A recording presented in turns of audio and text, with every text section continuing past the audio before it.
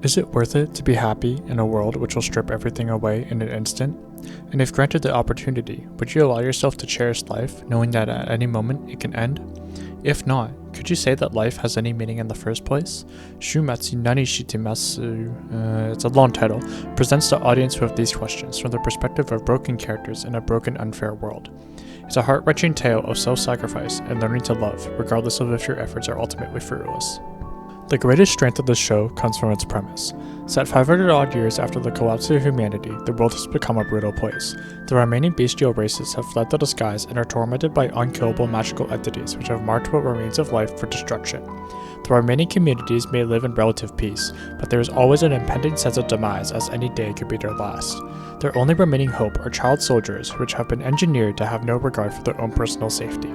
They are by all means suicide bombers, raised simply to die for the greater good. They live on their short lives with the sole task of delaying the inevitable destruction that ensues. They have no lives of their own. Through the reflection of their pure child appearances lies the bleakness which has ensnared the world. Their efforts are ultimately in vain, as the beasts will always come back, but they've all accepted their role in life is simply to die. This tonality overcasts the relatively upbeat moments of the remainder of the show. While the characters may look happy and cheerful on the outside, their every action is preceded by the overarching goal of self-sacrifice. As they do not ultimately care about their own being, it calls on the question if they even care about the fun activities that occupy their growth period. Bonds become superficial, and any form of resistance is futile. In a sense, they've reached an ultimate state of acceptance of their circumstances. For them, to live is to die, and so long as they are able to fulfill this goal, then they can say they have lived a good life. This is a false notion because at the foundation of their being is a complete rejection of life itself. The complete disregard for themselves, and by extension their peers, displays a severed connection with the world. Despite being designed with the purpose of self-sacrifice, they lack being, so there's nothing to give up in the first place. They haven't been taught to value life, so the exchange is easy. They have nothing to sacrifice. Enter Wilhelm, a man who cannot bear to see any more life lost, for he has already lost too much. From the onset, he ushers change into the lives of the fairies, first through interaction with Cthulhu, and later being hired as an officer at the orphanage where they are raised. Wilhelm represents the opposite of the fairy mentality. His entire life is defined by witnessing the loss of those close to him, and so he vows to never lose another life again. Knowing all too well the consequences self-sacrifices has on those who are left behind, he introduces new methods of fighting to the fairies in order to circumvent the cycle of self-sacrifice which has been ingrained into their psyche. He grants Cthulhu's every desire from the moment they first meet and forces herself to break down the perpetual wall which prevents her from forming attachment to life itself. The relationship is the center of the show, and it works extremely well at displaying how even in helpless circumstances, one can and should form relationships with the world around them, rather than reject the prospect of life itself. That said, the characters present the biggest crack in this show's armor. While Wilhelm and Cthulhu's relationship takes center stage, this does not mean that everyone receives equal treatment.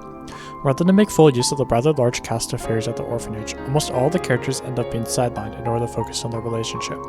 It feels as though there's a missing episode which should have taken place as episode 2 or 3, which would have built a much stronger foundation between Wilhelm and the fairies.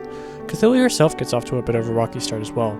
Their initial meeting in episode 1 is turned into a dialogueless montage as they tour around a sky island on a whim, rather than establish more of who either the characters are and their initial impression of each other. This ends up subduing a lot of the emotional payoff in the first half of the show, since characters clearly had a lot of off-screen interaction, as they comment on mannerisms and act familiar with each other. Since the viewer never witnesses any of this, it falls short. Even more interaction between the fairies themselves would have been appreciated. Ithia and Nephren are two other older fairies who occupy their fair share of important scenes, both with Wilhelm and Cthulhu, but their screen time is mostly relegated to comedic one-offs rather than any amount of deeper establishment. The show is only 12 episodes long, so obviously they can't fit in everything, but one additional episode could have allowed for much greater payoff. Oddly enough, this kind of loose development is equally applied and works extremely well when it comes to world building. There's a lot of made-up turns, fictitious beings, and a whole magic system, all of which are not given a single exposition dump or drawn-out explanation. This is fantastic, and more shows need to take notes on this. All of the characters are capable enough to know all of the information which is necessary, and so obviously they wouldn't suddenly start talking about things that's basic knowledge. Instead, the viewer is left to intuit most of the information, and this allows for far greater immersion.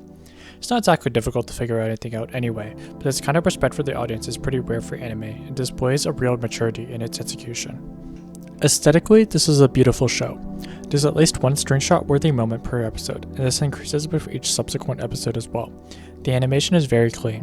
While there isn't actually that much action, the sequences which do happen are handled fluidly. The mentality of the combatants is translated extremely well. For instance, when the characters clearly do not care about their own well-being and only want to take down their obstacle in their path by any means necessary, there's a cold brutality to their movements. When they're desperately hanging on in order to live another day, this is expressed through scattered rapidity. The visual representation of the characters' traits is done with subtle grace and rewards a more attentive viewer.